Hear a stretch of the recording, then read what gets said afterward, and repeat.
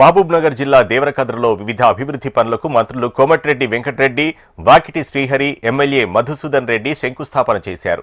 కేసీఆర్ తెలంగాణ ప్రజలతో పాటు మహబూబ్ నగర్ జిల్లా ప్రజలను మోసం చేశారని కోమటిరెడ్డి ఆరోపించారు. దళిత ముఖ్యమంత్రి అని, డబుల్ బెడ్రూమ్ ఇళ్లని, పాలమూరు రంగారెడ్డి ప్రాజెక్టు 90% పూర్తి చేశారని అబద్ధాలు చెప్పారని అన్నారు. 70,000 పుస్తకాలు చదివిన తనకు 80,000 కోట్ల విలువ గల ప్రాజెక్టుకు 25,000 కోట్లు ఖర్చు పెడితే ఎంత పని పూర్తవుతుందో తెలియదా అని ప్రశ్నించారు. తమ ప్రభుత్వం వచ్చాకే పాలమూరు రంగారెడ్డి ప్రాజెక్టు కింద ఉదండాపూర్ వరకు భూసేకరణ నిమిత్తం 7,000 కోట్ల రూపాయలు ఖర్చు చేశామన్నారు. పాలమూరు రంగారెడ్డి ప్రాజెక్టు పూర్తి చేసి తీరుతామని కోమటిరెడ్డి తెలిపారు.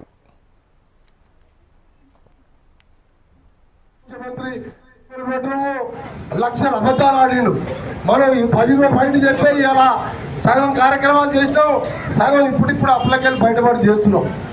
ఆయన ఒకటే అంటే చివరిగా చెప్తున్నా, ఎంత అబద్ధాల కోరంటే పాలమూరు ప్రాజెక్టుని 90% చేస్తున్నా. ముఖ్యమంత్రి గారిని పట్టుకొని ఈ సన్నాసి ప్రభుత్వం 10% కూడా చేయలేదు. అది కేసీఆర్, నువ్వు 70,000 పుస్తకాలు చదువుకున్నావు కదా, 80,000 కోట్ల ప్రాజెక్టుకు 27,000 కోట్లు ఖర్చు పెడితే 90% అవుతుందా, 30% అవుతుంది ప్రాజెక్టు లెక్క. ఎంతమంది తెలియదు అంటే తెలంగాణ పిల్లలు, పాలమూరు కూలోళ్ళు వీళ్ళకి తెలివి లేదనుకుంటున్నాడు. ఏం లేదు, పంప్ హౌస్ కమిషన్ వచ్చే పంప్ హౌస్ చేసిండు. ఒక పంప్ హౌస్ అర్ధగంట నీళ్ళు పోపించిండు, హెలికాప్టర్ ఎక్కిన చక్కగా పోయిండు. ఆయన చేసింది ఏం లేదు.